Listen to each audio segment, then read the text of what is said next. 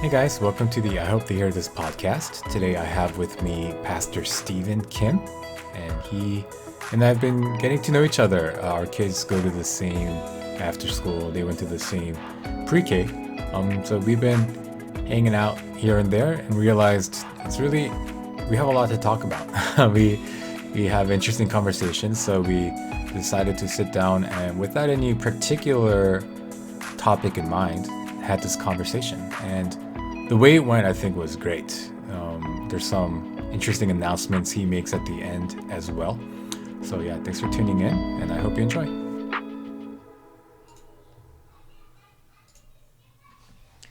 Hey guys, welcome back to the I Hope They Hear This podcast. I have the distinct pleasure of having Pastor Stephen here with me today. You've been a frequently requested guest. Yeah, if you weren't aware. Wow. Yeah. I think a lot of people. I think it's interesting to have conversations with people who have very introspective way of thinking and have, have like a nature of being thoughtful.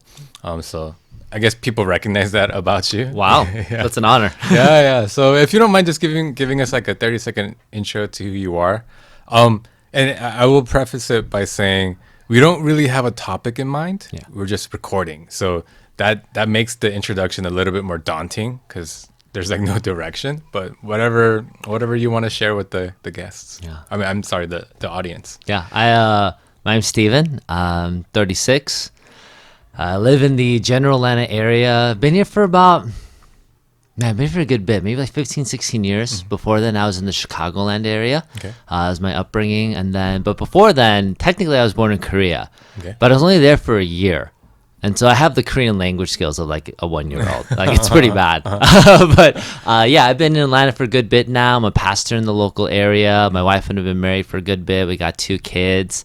And I was listening to a podcast recently. I've been super into F1, like Formula One racing. Oh, okay. Interesting. And I was listening to a podcast with the former Haas F1 team principal. His name's Gunter, and like Gunther Steiner or something like that. Oh. But he describes himself as a half glass full kind of idiot. And I was like, that's good. I'm gonna steal that. I like that. I am a the glass is half full type of idiot. Yeah. Wow. So when's your birthday? If you're 1988, August 4th, 1988. Okay, we're like 5 months apart. Oh, wow. I'm March. Oh, yeah. nice. Fellow 88. You know what's interesting? I don't know if you've observed this as well, but growing up, like especially around college, maybe a little bit after that, I always felt like there weren't that many people born in 88 that were like at church. I agree. Yeah? I agree. But then now I feel like that's shifting a little bit. Do you see that? Yeah, I feel more of a comeback of the 80s, but definitely growing up. Like, I feel like the silent exodus hit the 88s, like, before they even went to church. Right, like, right. Yeah, no, 100%. Yeah. So what does the demographic look like at your church? Is it like kind of like our age people? Yeah, I would say the youngest is 18, the oldest is 65, 66. Wow, I would say that it's a pretty decent spread, but most people are in their mid 30s, so young families. But we do have some older families who have come in the past year or two. And then we obviously have like college students and like young adults. Yeah. And I don't know if the mics are picking it up, but there is quite a commotion going on outside. I believe my wife turned on The Floor is Lava, the TV show for our kids. You brought your oldest, and it's nice that our oldest they went to pre-K together. They're at the same after school place. It's nice to have friends. I agree. Where the kids kind of can play with each other. Yeah. It's kind of weird to see that because like. I don't know. I just don't remember having any of that growing up. And granted, how much do you remember before the age of 5 anyways? Right. But I think to see that is really interesting. Yeah. And I think that it's not a huge reason, but it is a reason where I'm like, we can never leave the state. Like the roots are already being planted. Yeah. Where I'm like, man, like these long-term relationships, like how interesting would it be? Yeah. To like after 2 decades, like, yeah, we went to pre-K together and we're still in the same general area. Yeah. I don't know. Who knows? You know, like I always found that to be fascinating, especially because I was born in Korea too until I was like 6. Oh, huh. So like or 5. So I started kindergarten in LA. So starting from kindergarten, I was already like, man, I don't know why I thought this way, but I was jealous of kids who had friends since they were babies. Like, oh, like, yeah, we grew up together. But like for me, it was like, no, literally everyone here is new friends. Yep. And then I moved to Georgia when I was in 6th grade. Okay. So then it was the same story all over again. Like, oh, like we went to the same elementary school and all that. But all of those moves happened because my dad's his job, right? So Yep. he was doing something in LA, he was doing something here. So I feel like the two interesting things that are gonna happen to our kids is one, remote work is so common that not many people are moving for work, I feel like, anymore. Like the profession changes, Yep. but people kind of stay put. And also we were kind of beyond the first gen, second gen barrier, where our parents came over with such a strong sense of the Korean culture, where it's like, you know, work first, set your family up to live comfortably and all that kind of stuff. So like everything else that wasn't work was kind of put on the back burner, and work was priority, right? So I feel like, yeah, like we make decisions like, oh, our kids, like they have friends here, so we don't want to move away. But that wouldn't even have been a 100%. consideration. Yeah, impossible. Impossible. Yeah. Yeah. Yeah. Do you think that's a sentiment that just is like pretty rare amongst people like us, or do you think other people I feel like other people are catching on to it. Like it's something that's going to become a lot more prevalent.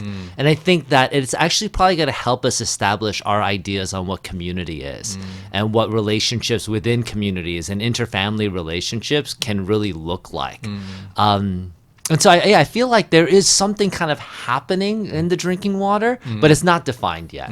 Yeah, but no, I think you're 100% right. Like that's such a luxury to even think in those terms. right? But I think that creates an interesting opportunity. I think sometimes when I think about my kids, like I want them to have deep roots in a place while having a good understanding of the world around them. And if they can kind of hold those two things in balance, I think that's opportunities that I would love to create for them. Yeah. Like a place where they know is always home, but they know what the world is outside of that. Because I don't want them to get entrapped in whatever we kind of create. Right. I want them to be able to explore. And so, yeah. Yeah, that's always interesting to me because people always talk about the experience of travel. And I have to admit, I never really understood that. Even to this day, I don't particularly find too much appeal. Like, my mom, she's been traveling a lot. I mean, my parents are empty nesters, and my mom doesn't have a job. She was always a stay-at-home mom, so she's just living life. She went on like a Europe tour guided trip a couple of months ago, just with her friends. Like my dad didn't even go. Yeah. She's paid her dues, and now she's just living her life. Whatever she that's wants awesome. to do. And she says, "Oh, Europe's great. You should go one day." And to be honest, there was nothing like for me that made me think, "Oh, I should go." So, like for you, when you say you want your kids to know kind of the world, what exactly is it that you want them to understand, and what are the things that, what values do you think that comes with that? Yeah, that's so funny you say that because I'm actually a homebody as well. Oh, like yeah? I don't like traveling. Like I got back from Boston this morning, but and I've been traveling a lot recently, but like I don't like traveling. I hate airports. I hate traffic. I hate busyness. Like to be honest with you, like I don't even like going to new restaurants because for me, I'm like, the old one's great. Yeah, like I know exactly what's good there. Yeah. And so I really don't like it. But every time I go, I've been learning to appreciate it.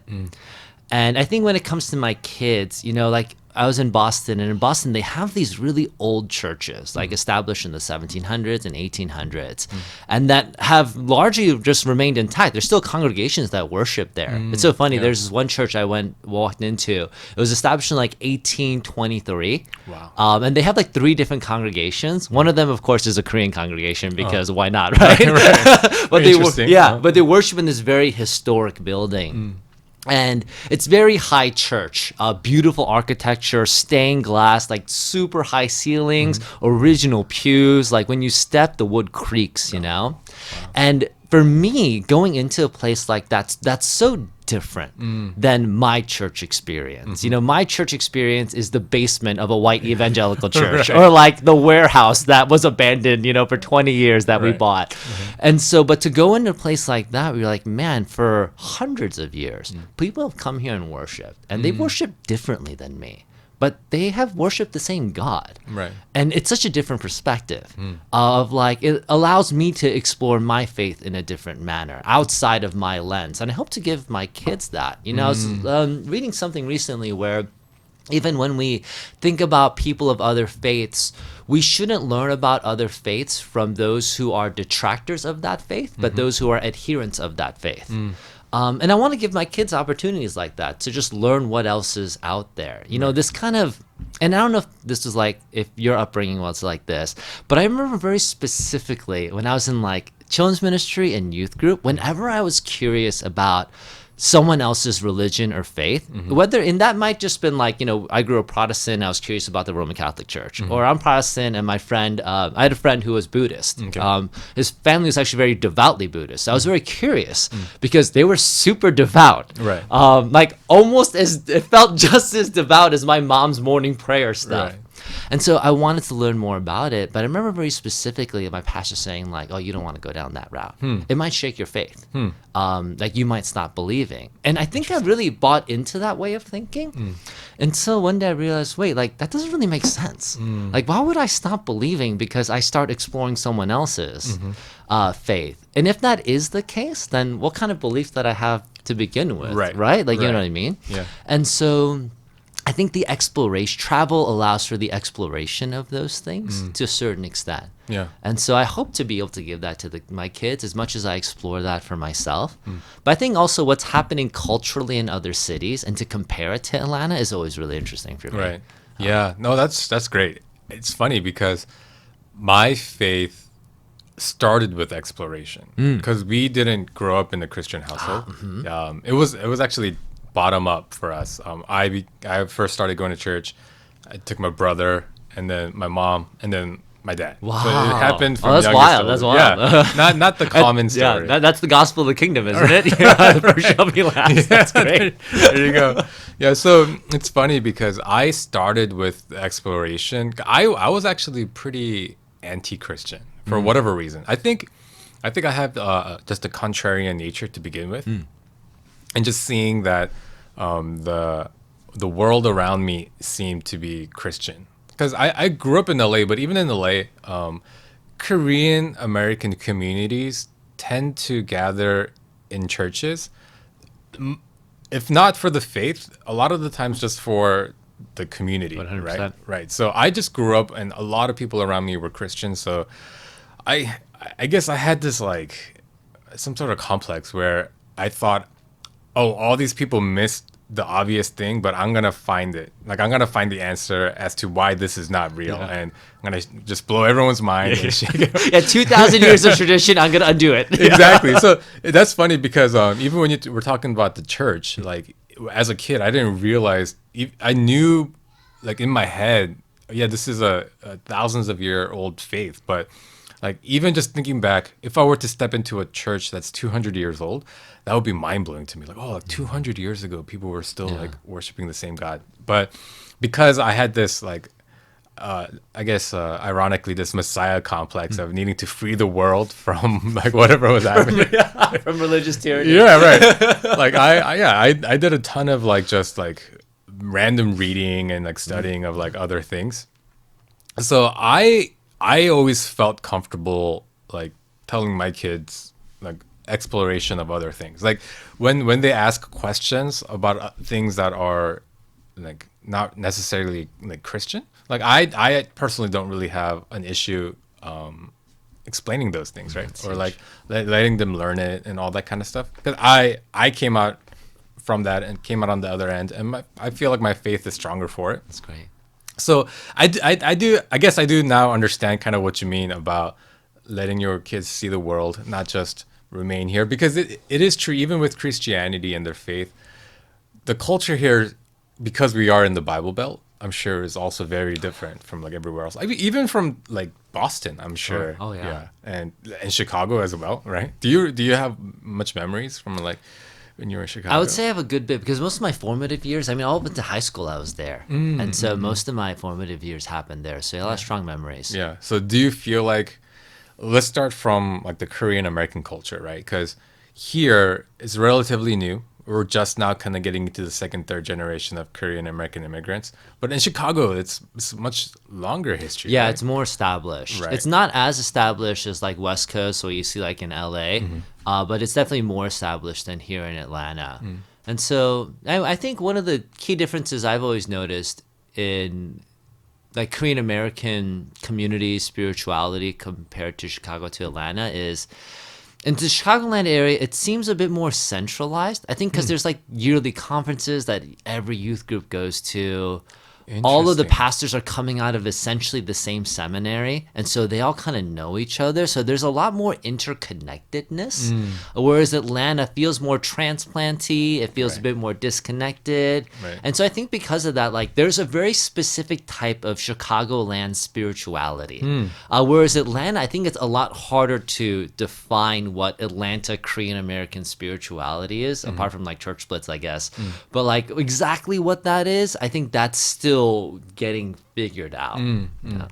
You know, do you remember there was that Instagram account called Letters to Rahab. Yeah. Yeah, and yeah. That came out because there was something that happened in Chicago, right? Was it? So the church is based out in University of Illinois in Champaign, which is south, but that church had a huge influence on the spirituality of the Chicagoland area. That senior pastor, Pastor Min, was a very influential man, and Yeah. he had a lot of, and his friends were all very influential. My pastor, my church was a part of that kind of same network, same retreat, and so yeah, that was a huge part of it. So, like, when something like that happens, like, how does that make you feel? What was your kind of reaction to that? Because I actually don't remember what the controversy was. Was it like abuse? Like, Yeah. There's accusation of something sexual in regards to Pastor Man that happened years ago, and then a culture of abuse that had existed within the church. And yeah, there's a lot of stories on there that anyone can kind of go through and see. But I think when it happened, I mean, I had friends who went to that church, were part of those ministries. One of my friends, I guess, kind of like you, was kind of like a contrarian. He always like was very skeptical the whole time, you know. But you have others who are like really deeply into it. I think that whenever things like that happen, like the anarchist in me is like, just burn it all down then. Like, you know, just burn Right. it down, whatever. Right. But I think there's always heartbreak over that. Yeah. Because there's heartbreak over that because obviously people are hurt. But I think it's heartbreak because it's like, there's a part of me that says, what's our legacy? right. What do we leave behind? What are our stories? And it's when things like that happen, for me, it's like, man, there's more bad stories than good stories. And how do you navigate hope? How do you navigate healing? How do you navigate restoration? Like what does the gospel really look like when things are just really messy? And so I think there is this tension of hope and despair Yeah. when things like that happen. Yeah. And this might not be the PC thing to say, but like, I can't deny that there must be people who were positively influenced, Without a doubt. right? Like So- lives were saved, right? Right. So how? And so there's this part of I wish it were more like neater in the sense that just if it was bad, I wish it was just all bad. So that, like you were saying, just burn it all down, start from scratch. Like there's no remorse. But I feel like whenever things like this happen, there's always attached to it people who genuinely had like a moment of like where they were able to meet Christ, where their lives were changed, and they were supporting these leaders, thinking that this is like really helping with kingdom work, right? And then for them to kind of see something like this happen, I'm sure it's never easy. But even as an outsider, there's a part of me where the heartbreak obviously is for the people who were abused, but there's a little bit of it where also it's like heartbroken for the good that was done that is now going to be undermined because of the bad that kind of came along with it, 100%. Yeah. It's like, I think if I put it in other terms, like, can you separate the art from the artist? Like when that happens, like, for example, like R. Kelly is clearly a horrible human being, Right, but right. I Can Believe I Can Fly is clearly an amazing Right, song. Like, do we yeah. stop? What do you do with that? Right, yeah. Michael Jackson, I feel the same way. Right. Like, no one's ever gonna stop playing his songs, but Yeah. there's a lot of accusations, Yeah. and there always have been. I think with the church, it's like, can you separate that gospel goodness out of the muck and the grime? And I love the way you put that, because it's not black and white. Like, it's so gray. It is so gray, and it takes so much wisdom to navigate that, to see what real justice looks like, what real restoration looks like, what real hope looks like. Like, you can't dismiss any of it, but it is easier to dismiss all of it. Right. Right? Right. And I think that's where things get polarized, because you either dismiss all the victims and say whatever, or you dismiss the whole ministry and say whatever. But it's not as simple as that. Yeah. Yeah. And I wish that it was. Right. But it's not. Yeah. Oh. And it's really like whichever side you're closer to, right? 100%. The relationships matter. Right. If you're closer to the victims, and you obviously are going to say, screw this whole ministry, throw it all away. Yeah. But if you're part of the leadership and you genuinely were following biblical principles and you were doing kingdom work, then like how can you throw away like the years of work that you and the heartache and the effort that you poured into that? It's I mean, as a pastor, does it hit you different when things like that happen? And not even that, maybe even on a bigger scale, like Ravi Zacharias, right? Oh, sure. Like, that one blew my mind at how bad it was, and how almost immediately it wasn't, because a lot of these controversies, there's accusations, and then sometimes it kind of goes back and forth, and you're not, by the end of it, you're never really sure if it actually happened or not. But this one was pretty clear cut, and it was bad, the things that he did. Yeah. So, like, seeing such prominent figures like that, who seemingly were doing such great work for the kingdom, like when you see the falls that happen, like, how does that impact you as a pastor? That's great. I think in a lot of different ways. In one sense, no one's above reproach, right? Like, no one's infallible. And there is something toxic about cultural Christianity mixed with Western individualism, mixed with pastor-centric, pastor worship, celebrity idolizing culture that we have, that is just so antithetic to the gospel. And yet it is such a prominent part of all of our churches, both big and small. I think sometimes it's easy to see the big churches and be like, well, of course they fell. Right. But it happens in small churches all the time. Like, I've been a part of so many small churches where there's so much toxic leadership. Yeah. And there's so many stories of small churches where there is a scandal, whether it's a sexual scandal or a financial scandal in regards to the pastor, one of the elders, or one of the ordained deacons, the youth pastor, whoever it might be. But you just bring all that together, and in some ways it makes me feel like this is the narrative that we are choosing to weave for ourselves until we learn different. But until then, we are continuing to set up fertile ground for these types of horrible things to occur. Oh, interesting. Wait, can you expand on that a little bit? There's have you ever listened to The Rise and Fall of Mars Hill? I have, yeah. There's a line in there that I absolutely love, and it's this comparison of character and talent. That there could be a lot of talent, but if the character doesn't match, it's really dangerous. And I feel as though, more often than not, even to this day, we care about people's talent more than we care about their character. Wow. And as long as that doesn't match up, we're always going to have scandals. We're always going to have issues. If I could just speak to maybe my experience, and also just experience, I think, of guys like me, because, us pastors, especially in the Korean American church, we're dropping like flies, there's like 5 of us, But there was a time where there were so many guys in their 20s, right? Doing youth, doing college, starting in EM. Yeah. And I think for a lot of those guys, and myself, like, someone saw talent in us. Like, oh, that guy can speak. Oh, wow, that guy's really good relationally. Oh, my God, that guy is so good at leading worship. And then you see the talent, and then you put them in the position, right? Oh, you're talented. Be the youth director. You're talented. Be the worship leader. Be talented. Run this conference. Right. But they're 21. Right. You know, I was like 22. Like, and when I look at 2-year-old now, like, all due respect, I'm like, you don't know diddly squat. Yeah. I'm 36 and I don't know diddly squat. Babies. Yeah, like, you know nothing about nothing, and I also know nothing about Right. nothing. But the talent is there. And so you don't have to think about their character. You can assume that their character is good because their talent is there. And I think that's exactly what happened with King Saul, right? Like, King Saul looks the part. Right. He's got the lineage, he's got the looks, he's got the pedigree, he's got the talent. Yeah. But Saul's issue was a character issue. And so that's why, you know, God famously says with David, like, you know, the Lord looks at the heart, right? Not the things that man looks like. But I feel like we're still, like, all about Saul. Wow. And I feel like even in my own life, when I think about the leaders who have appointed me to do things, whether that was a KM pastor, my old youth pastor, and this is, I'm not blaming anybody because I've done the exact same thing. And Right. I'm just now trying to course correct that of, yeah, you have talent, jump on board. Baptism by fire. Oh, Right. that's a part of the fun. Right. But the collateral damage is people.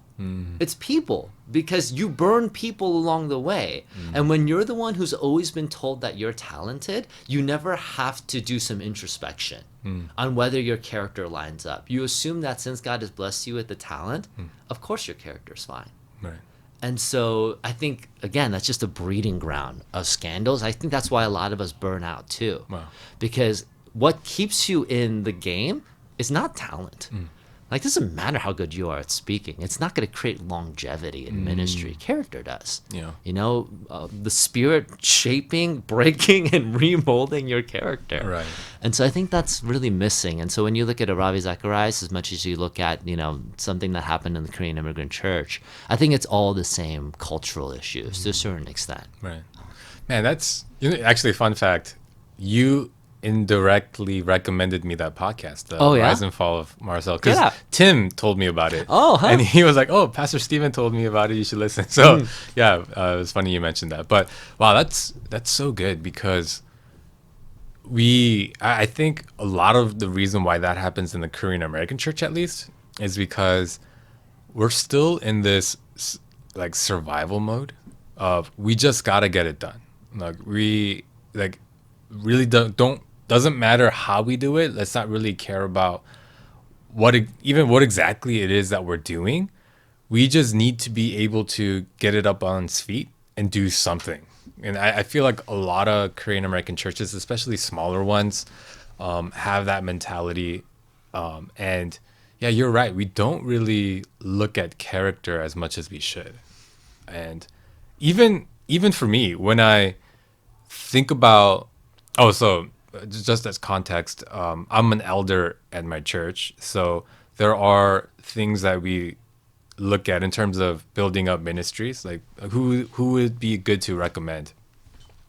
And the easiest crutch is to say who has the talent.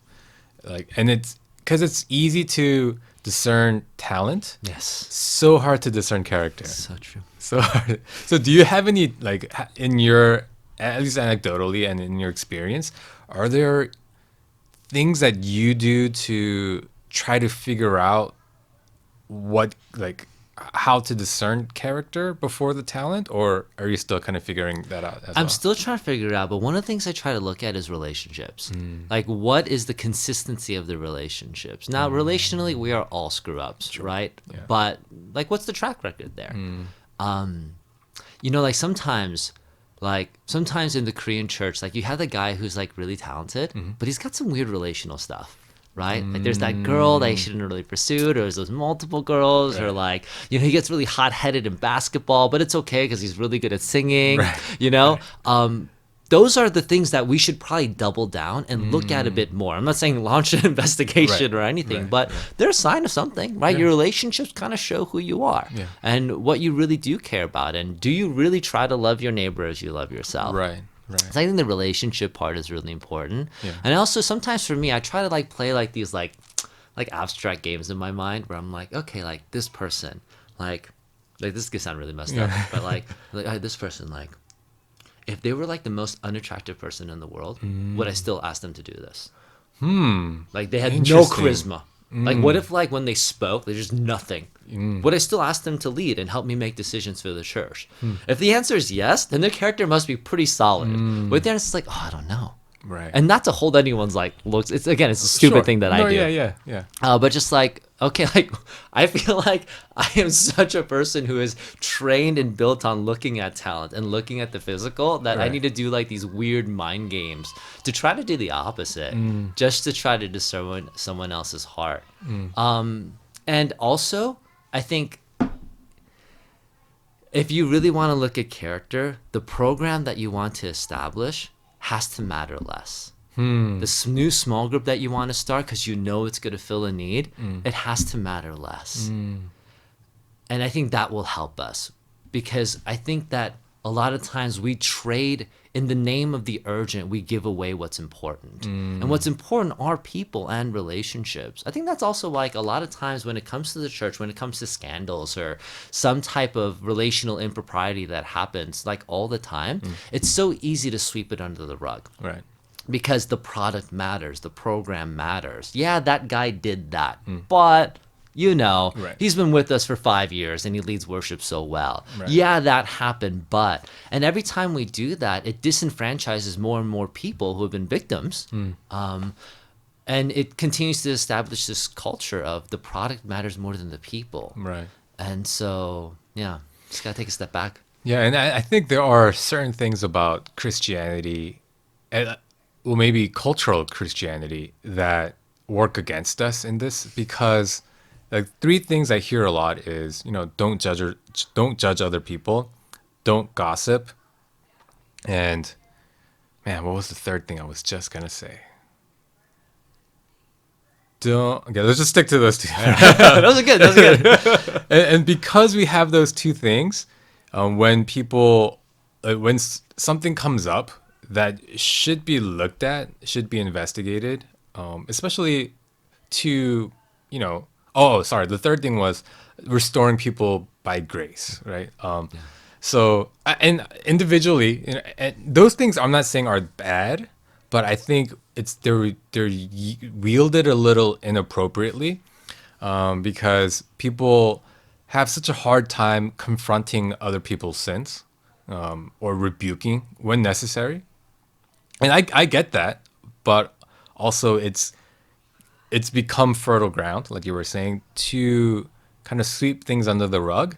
And as we do those things, we forgive so much on the character side that it's almost become insignificant. And I think that's also why we are so focused on the talent. Because talent, like, there are clear differences from people to people. But when you can forgive and look the other way on everything, and you don't want to gossip, so you don't want to bring things out into the light, like, character matters so small. Yeah.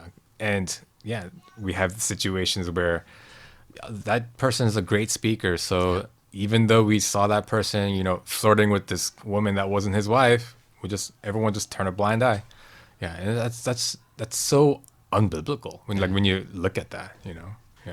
No, absolutely. Yeah. But it's just easier. And also culturally, like, we don't want to shame anyone. That's a huge thing for us. Saving Right. face is so big. Like, there's things going against us. Right. But at the same time, like, then we need to try to re-navigate this stuff. And yeah, without it, it's just, yeah. And so when I see those large scale things happening, it does hit back home of just like, man, like, what's going on? Yeah. Yeah, what's really happening within the church? And that's what I really appreciate about my pastor and kind of the framework that we have. We follow a lot of the what 9 Marks does. Yeah. And there's clear paths to rebuking and keeping people accountable when they are found to be in sin. But in the Korean American church growing up, we didn't have a framework for that at all. I mean, maybe some people might have. I definitely didn't, right? So it was always just, if something happens, maybe talk to the pastor. But what if it was the pastor doing something? Exactly. Who do you talk to? Right. Yeah. And just go pray about it and then never talk about it again. 100%. 100%. Right. Yeah. So I think there are ways of doing it. We do need to be willing to break away from kind of what we are comfortable with and what we've grown up with, maybe. And yeah, do you feel that that's something that's possible for the Korean American church from your purview as a pastor? I think the fact that you're an elder is a sign that it is, right? Oh, wow. Like, someone was asking me, actually earlier today, they were asking about the elders at our church, and like, are they good? And I was like, what do you mean by that?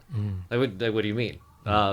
Because there's almost this difference, right? Like, okay, like if you think about an elder, and you look at, what Paul says to Timothy and all that stuff, it's like there's like these spiritual requirements, so Right. much so that like an elder, like, could teach the Bible, elder leads his household, yada yada yada. And for me, the stereotypical Korean elder doesn't really do those things, right? But they are very dedicated, very sacrificial. They put their name on the mortgage for the church. Like if the church goes down, they go down, like Right. so sacrificial, right? Right. And that's a beautiful quality, right? Like these churches don't start without that. So what do you mean by good? What are we talking about here? And I think that what that is we need to take the foundation of what these first gen elders have laid. We can get rid of the bad stuff, obviously, Right. but just the good stuff. Yeah. And then build upon it these biblical qualities. And in fact, that a church is electing someone like you to be an elder, and that gives these opportunities to pave the way forward of what does healthy leadership look like. How does that build healthy communities that really bring forth who Christ is, rather than detracting from him, Right. with all these poor leadership. So in that sense, I am hopeful. Sometimes I feel less hopeful when I'm like, okay, like there are so many like churches that are very unhealthy right now in the Atlanta area. Right. But at the same time, like there are churches who are healthy and are trying to become healthier. And there's a beauty in that. Yeah. No. Yeah, and I think there is a little bit of a confirmation bias happening where we only really hear about the churches that are doing bad. 100%. Right? We don't really hear about the Yeah. churches We that are need doing more stories of churches that are doing good. Yeah. right. Yeah, there was a like an Instagram reel I recently saw, and it was this guy. Oh my goodness. So Flora's Lava is so good. It's so good. It's hard to ignore. Yeah. There's a guy who was saying, I there are these pastors, and no one knows this about them, so I'm gonna be revealing some things that no one knows. So like I'm like, oh my goodness, like what's happening? But then he lists all these pastors and all these amazing things they're doing. Like, oh, this guy, he wrote a book, it did really well, so he returned the salary for the last like 10 years that he was at the church. He returned it all back to the church, like because like he didn't need it anymore. Like just stuff like that. huge. Yeah, and it is. You never hear about those. Yeah, you never. It's you get a spotlight on the churches that are doing really bad, and like for me, like that church. CFC? Yeah. I heard that and I was like, "Oh, dude, what's happening in Chicago?" Chicago's a mess. It's like it happened at this one church, and I just painted the whole city. as- 100%. so God has abandoned the Korean church in Chicago. that's you gotta come down to the Bible Belt. I think there's a little bit of that we do need to acknowledge, and definitely encouraging, just knowing that there are churches out there that are doing their best to be as biblical as they can, and I think we need to acknowledge that those churches are there. But it's something I recently I was talking to my wife about. This might sound off topic, but just stay with me for a little bit. I was like cleaning up the house, and we have just so much junk because we have so many toys and like little things here and there. And I was like, why do our kids have so many toys? Like they don't need all of this. And I started really thinking about it, instead of just saying, oh, it's because I buy them too much toys and just going about my day. I actually took time to think about it. And I realized it was because, I buy them all the toys that I wish I had when I was a kid. So like I remember buying my daughter like this like tent that they can like put. It's like a little like castle thing, and I guess I remember really wanting something like that. But I grew up in like this little like 2-bedroom apartment, so we never had the space for that. I don't even know. I'm sure my parents had the money for it, but they were just like, no, this is the toys you have. You just play with that. Yeah. And I was just wow, like I do that. My wife, we love going on vacations. My wife's family didn't really go on that many vacations when they were younger because her parents were working all the time. So I realized, man, as parents, we give to our kids the things we wish we had received when we were younger. And so I thought like the things that my parents did for me were like making sure I studied well, making sure I got into a good college, making sure I was set up to like my parents like made me get my U.S. citizenship because they were like, it's gonna be easier for you to get a job. So it's almost like you're telling me to abandon my country for a job. Yeah, that's so good. That's so good. Yep. Yeah. So like I now realize, oh, it's because they didn't have that stability and that like push when they were younger. So they're giving me the things that they really wanted. And so I think about the church as well. We give a lot of crap to the first gen church because we see all the faults, but I think they gave us a lot of the things that they wanted when they were younger, and we don't give them enough credit for that. I like all the church buildings that are here in Atlanta that are Korean owned. They weren't there, like 50, 60 years ago, but they set up all these big, like great churches that eventually will be passed down to the next generation. Like the culture of prayer, like morning prayer, like I don't know how much of that has trickled down to the second, but they tried, they tried modeling it. So all that to say, even though like there are things we're fumbling, I think we need to acknowledge that there are a lot of things that we don't even think about because we don't have to think about it because they're there, well established, they were given to us. And I think it's just, we're going to keep passing down the things that and try to improve upon the things that are bad and the things that we weren't given when we were younger. But I think there's something beautiful about that. The heart of a father and a mother wanting to provide what they couldn't get when they were younger.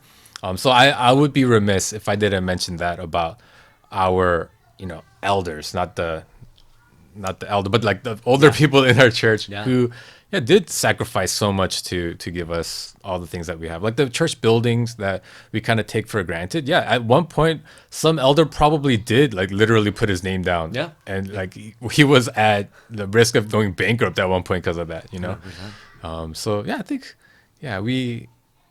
I do want to take a moment to kind of give them their flowers. And No, I agree. And I think it takes grace on both sides, like because I think gifts don't always translate well generationally. In the same way that you and I have a hard time buying a gift for our dad because it's like, what do you really want? It's like, for you to do well. Like, I can't give you that for Christmas. I think it's the same. Like, I love my father-in-law so much, but like I remember one time he was buying a new car.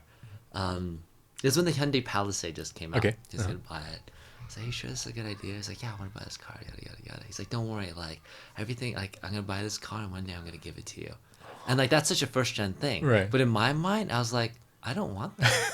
Like, you know what I mean? Like in 20 years I'm gonna get this used Hyundai Palisade. Like you're gonna give me problems. Like I have to maintain this thing now. I want the car that I want to buy. Right.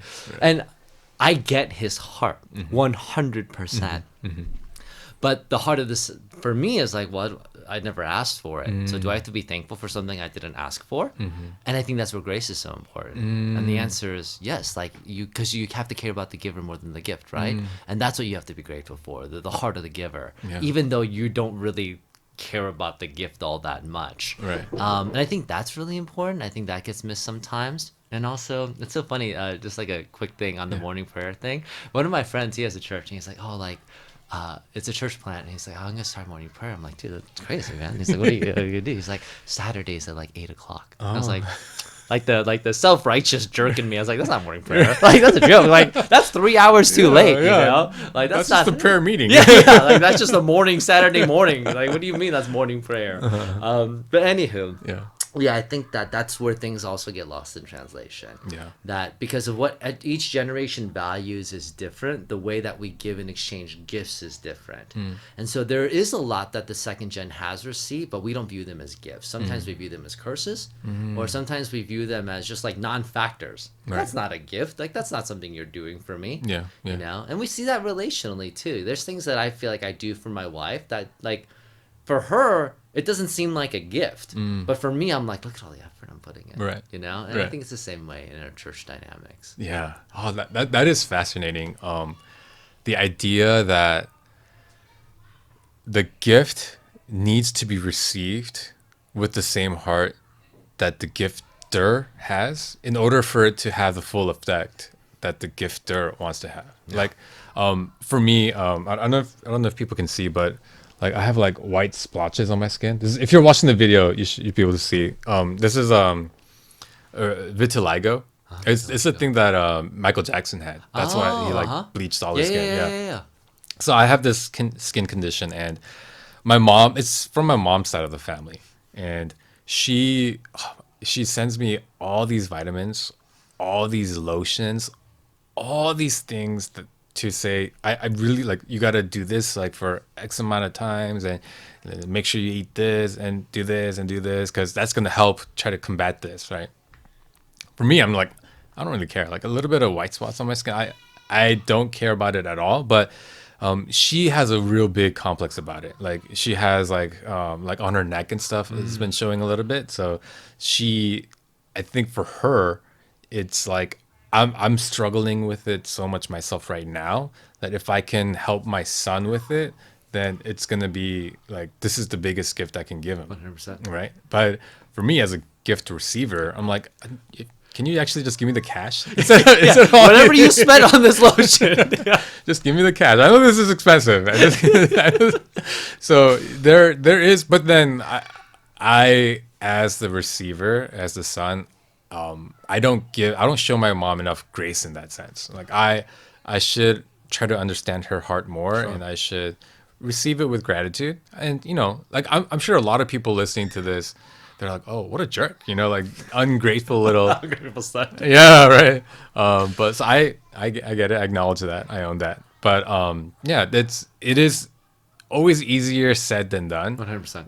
But it is so much more meaningful when you can bridge that gap. Like take the effort to really try to understand and receive it with the intention of the giver. Yeah, I think if we were able to do that kind of church wide in the Atlanta like area, that would be like so beautiful. It'd be incredible. Right? Yeah. It'd be incredible. Yeah. I wonder if that would kind of help with all the kind of issues that we see as kind of EM second geners. Yeah, I wonder how many of those issues would kind of go away if on both sides we showed each other a little bit more grace. Yeah. Yeah. And I think that, that grace, we have to understand like its end product. Like one of the frameworks that was given to me that I wrestle with a lot when I think about like first gen, second gen dynamics is the analogy metaphor that I use a lot for church is like churches are like ships, and there's a lot of different ships, and they're all going in different directions. One isn't necessarily better than the other. It's just a direction. And for some of them, that direction, the journey's going to take them really far. But for others, it's not going to go much longer. And I think a lot of struggle with second geners is they're on this KM ship, and they're trying to turn the steering wheel. Like, nope, this isn't good. It's too short-sighted. 10 years we're done. 20 years they're done. And so you have these EM leaders who are turning. But what we fail to recognize is that ship doesn't have a rudder. And all you're doing is you're tiring out your arms, and then you're getting mad at the crew, and then you're getting mad at the ship, and then you're getting mad at God, and then you're just jumping off the boat. You're turning, but the ship was never meant to be turned. And I think for us, there's something fundamentally wrong with that, because we believe we can change things, right? Like whatever life has allotted us, like we're the generation of opportunity. Like just find a new one. And so it's really hard for us to be on that ship and not try to turn it with all of our might. Yeah. And yet we get burnt out because of it. And I think for me, what grace is for the first gen is that ship is going to run its course, and it is limited. But it doesn't mean that it can't go down without some dignity, without grace, without hey, like where you're going, I fundamentally disagree with this. But it doesn't mean that you are not allotted dignity for not only what you have done for all these years and how far this ship has come, but just who you are as image bearers of God and those who are loved by Him. And I think that's what we're kind of missing sometimes. When it comes to like the Israelites, there's like all these curses for those who don't like, essentially take care of the previous generation. And I think for us, whatever that means, and I'm not trying to guilt anyone into doing anything because I'm still wrestling with it all the time, but it's like, what does it mean for that generation to die with dignity? What does it mean for that ship to go gently into the night, so to speak, you know? And I think that's sometimes the missing thing, where all of our efforts is in trying to turn it. But maybe we're not supposed to. Maybe God never asked us to do that. Like, things need to die in order for them to be resurrected. And maybe what God is asking for is resurrection. But in order for that to happen, we need to let this thing die with dignity. Like someone needs to bury Jesus, right? Like someone needs to do this. I think when it comes to the first gen church, like if we could do more dignified burials, perhaps we could see more life on the other side of it. Is something that I wrestle with from time to time. Of like, what does it mean to show grace? Yeah. Oh, that's fascinating. I never really thought about the concept of that, because I always thought about it as we're on this ship for better or worse. So you have to, yeah. And oh, interesting. But yeah, I do like that analogy, because let's face it, there are people set in their ways. You don't really see much of that steering of the ship in the Bible. You kind of see, even God, He says, this generation has to pass before I bring you guys back into the promised land, because of all the sins they, so yeah, maybe it is kind of reframing it and thinking about it differently for us to, go in a different direction. Yeah. But allowing the current kind of guard to pass with dignity. Yeah, 100%. Like I think about like God tells Moses, you can't enter into the promised land. But it's not like he dies the next day. And Joshua and his generation know they're going into the promised land, but God's like, hey, by the way, they all need to die. Right? It's like, well, when's that gonna be? And so what's Joshua's generation doing? I imagine that they're taking care of the elderly, right? They're burying them, they're praying with them before they pass, they're doing all these ritualistic cultural things. They're doing all of that while they wait for their time to cross over the Jordan. And I think that sometimes for us, we're already just like, we left the ship and we're trying to cross the Jordan. We're swimming. Yeah, we're swimming. Yeah. And God's like, if you just wait, like, I'm going to do a miracle. Like, I will split this. You just have to wait. I think sometimes we're missing that in our haste and in our urgency of just trying to cross over. But yeah, like Joshua's generation, that they had to bury all of their dead before they crossed over. And I think that has to mean something for us. Yeah, and it also makes me think about David, King David. He had this desire and want to build this grand temple for God, but God actually tells him, "No, you've shed too much blood. Like, it's not for you to do it." No. But if the next generation, if Solomon was looking and saying, like, you messed up so much, like, see, God's not even letting you build the temple because of this, and he kind of just only focused on that, then he would have missed all the material and like all the provision that David was kind of gathering in preparation for that. And I think for us, part of the burial and part of the kind of letting the ship go into the night with dignity is also receiving with dignity the preparation they've left for us. It's not going to be everything, right? But there are definitely things that they've gifted us with that we can use to do the next thing. I agree. And yeah, I think that's the beauty, right? Of kind of generationally, we all never quite make we're never quite the end all be all. We were standing on the shoulders of giants, and we're only here because of the steps that the people who came before us took. Yeah. 100%. Yeah. 100%. Yeah. Yeah.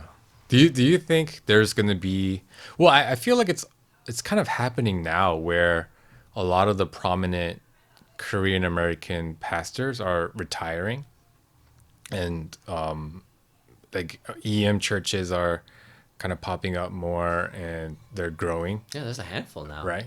So do you feel like that changing of the guard is already happening or is that something we're still kind of waiting on? I think we're kind of still in the middle of it, but we're starting to see the early sprouts of it. I think 5-10 years from now, if we were to revisit this conversation, we'd be like, oh yeah, like it's happening. Like this is full on now. But I think we're on the early parts of it. Yeah, and that makes me think also like what are we doing to prepare for our kids' generations? Yep, right? 100%. And like, oh, that's like so sad to think about. Like, I mean, I guess we have plenty of time. Our kids Sure, are like sure. are young, but that is eventually gonna happen, and we're not gonna be granted access to things that they will be granted access to, and so our job is to kind of make sure that we prepare them and give them as much support as we can, so that they can kind of be launched into that. Yeah. Wow, what a beautiful conversation. Yeah.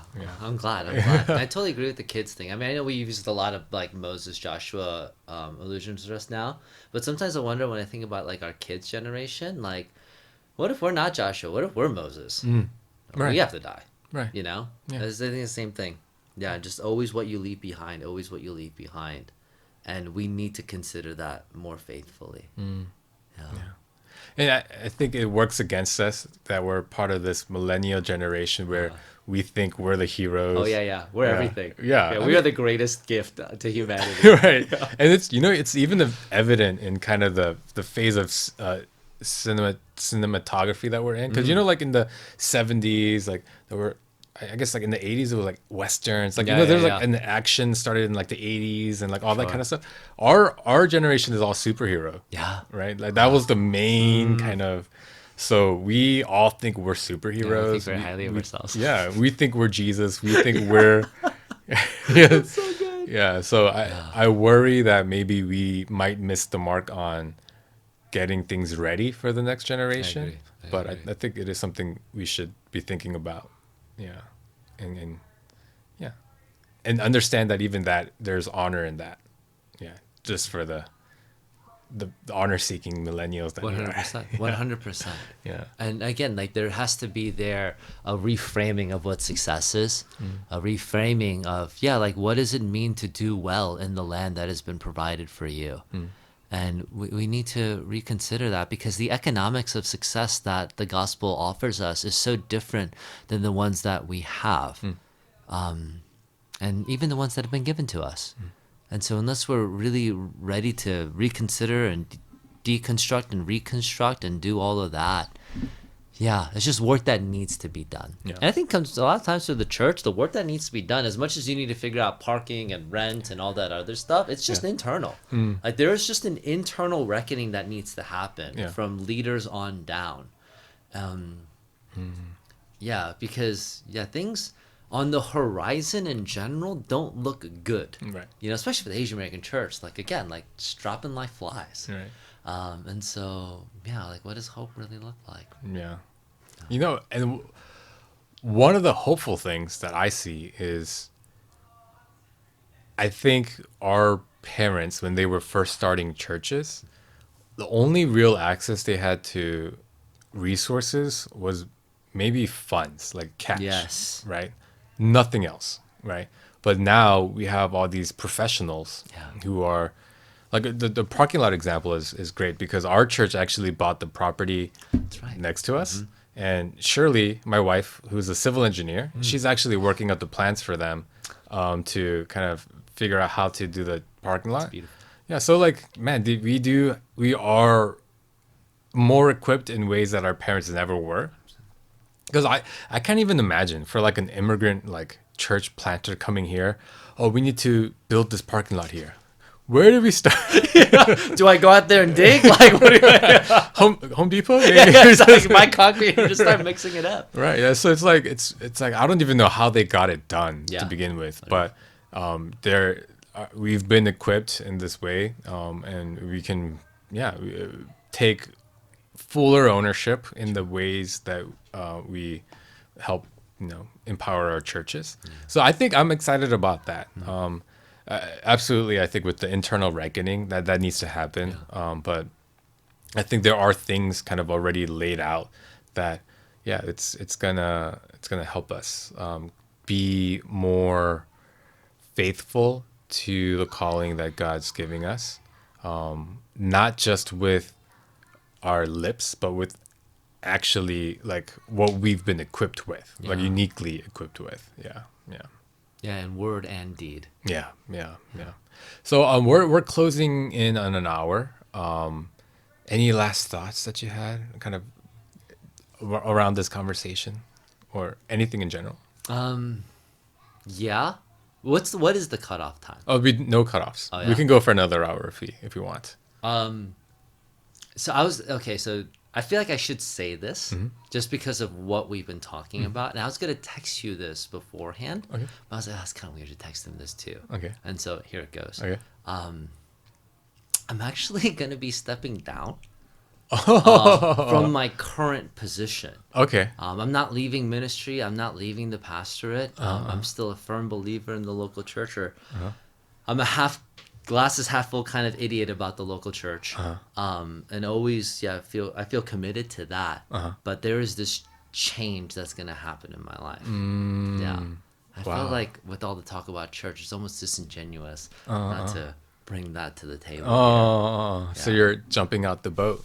I'm jumping off of this boat. Yeah. Oh, I've been on wow. this boat for 8 or 9 years now, and so we just feel like the time has come to lay that to rest, so to speak. Yeah, not that I believe that like it's damned or anything, Yeah. but we feel like the Lord is like transplanting us. Sure. And your church has so many capable leaders. Yeah. And such a thriving community there. Yeah. Oh, wow. Yeah, a lot of good lay leaders. We just hired an associate pastor this past year who's doing a great job. Our senior pastor's bilingual, so that really helps. And God's been doing a lot in terms of like just structure. And so Have you told your congregation? Yeah, so not yet. Okay. November, the first Sunday of November. Okay. So I don't want to release this, but Right. No, we'll save it until then. few days afterwards. Yeah, we'll save it until then. Thank yeah. you, thank Yeah. yeah. Oh, wow. Okay. But my leaders know. Obviously, our families know. Talk to senior pastor. The elders know. The pastoral staff knows. The past few weeks, there's been a lot of conversations with like the people that we love, that we were close to, and it's tough because like you want to spend more time and talk more about it, but at the same time, like there's this timeline, and it's like, hey, like I'm so sorry. Like let's meet up again. Yeah. We'll talk again more. But a lot of this has just been like the first initial rounds of conversations. Okay. Yeah, Oh, about wow. stepping away. How does that, for you as, not as the pastor, but as a man who has these relationships with people there, Yeah. and like your wife, your kids all have relationships with people there. Like, is there anything like, I mean, you must have had to consider those things before making your decision, right? Yeah. Like, what does that look like? Well, in one sense, nothing happens unless my wife says okay, right? Like literally nothing. Yeah. And so, but those considerations were like,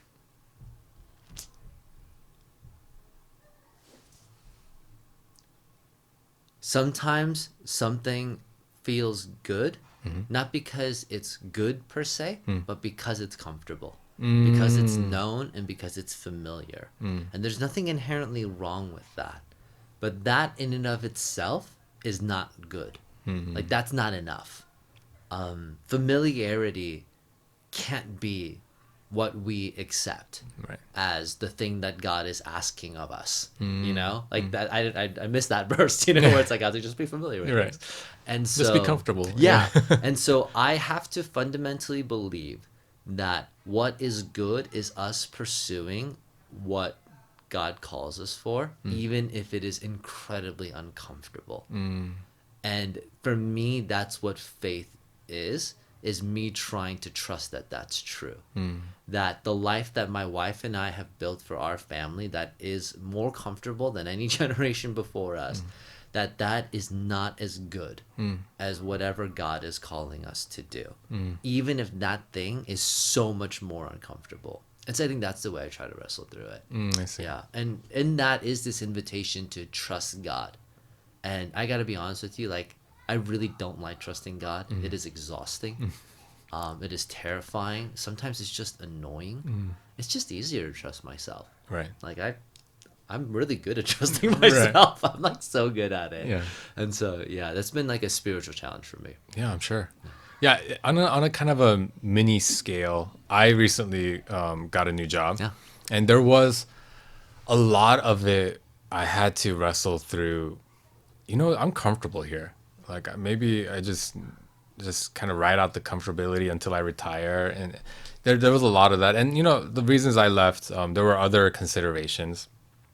But there was it was like 3 days where I had like a lot of anxiety. Like there was one night I literally woke up every hour because like I was like just like panicking. Wow. Like am I making the right decision? Does God want me to stay and kind of, or like I feel like he's released me. Like I feel like he doesn't really care where I go as long as I'm being like faithful to him, right? Yeah. So like there was all this like stuff kind of back and forth that I was going through on my own, but there was confirmation because like the people at my current job, they sent me off like so gracefully, and like there was like no hard feelings. So God gave me a lot of comfort through that. So yeah, all that to say, yeah, it's never easy kind of like leaving the familiar, leaving something that you've gonna kind of been a part of for such a long time. But yeah, I'm praying that God gives you abundant peace and just kind of gives you sends you out with a sense of peace. Yeah, that's so funny you say that. Like, peace has been the most prominent emotion throughout this whole process. And there's grief and there's sorrow, but there is, and I can't say I've experienced this a lot in my life, but this is certainly one of those times where I feel like I am experiencing a peace that surpasses all understanding. I'm like, oh, that's what that verse is about. I really am experiencing that. And so there is a comfort in that. And maybe that's the only comfort that really matters at the end of the day, to know that like you have a God that says, I will go with you. I will meet you out there, but you got to go out there. Yeah. I'm going to ask you a question. There was a little pause there, so we can edit this out if we need to, because this is because with Korean American churches, at least on the Korean side, when the pastor leaves, they kind of like, they make a really like clear-cut severance with the congregation. Like, don't talk to me. Bye forever.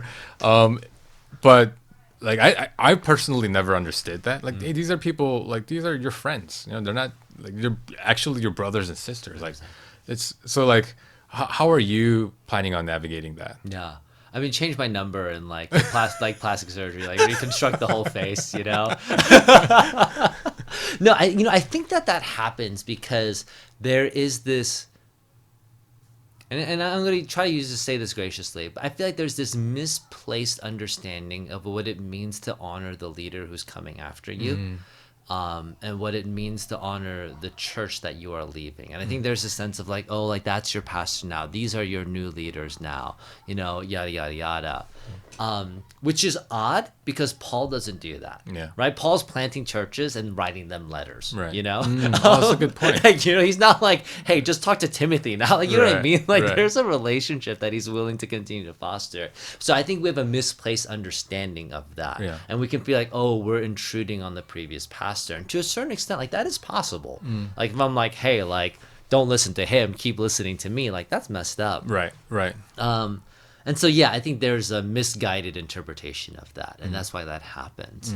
But at least for me, like, yeah, I mean, like, kids are still friends with all these people. There's all these, like, uncles and aunts at this church that they've grown up with. My wife and I have built so many different relationships. Our lives are pretty interconnected, whether it's schools, similar communities. Right. And so there is no sense of, like, I'm not going to talk to you anymore, because I still really like all of these people, And so, but it's just like, but I think it also helps that, like, in leaving, I'm not like, this place sucks and I'm super bitter and I'm leaving. I think if that happened, it might be a little bit more difficult. a bit more pain behind it that would make me want to distance myself from the congregation.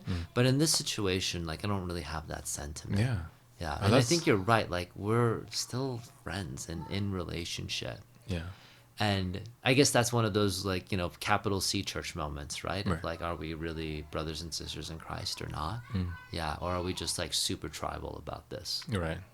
And I think that's one thing the first gen church didn't really do a good job of modeling for us is leaving on good terms. Yeah. I can't think of a single Oh, jeez. single instance of where a pastor was like, oh, I mean, like I see it at my the Korean church side of where I'm Yeah. at now. The pastor retired. Yeah. And so it was like such a like wonderful send off. Like, oh, like go. And then like he like came up and like he like kind of like quote unquote passed the torch to the new guy, and it was all like really great, right?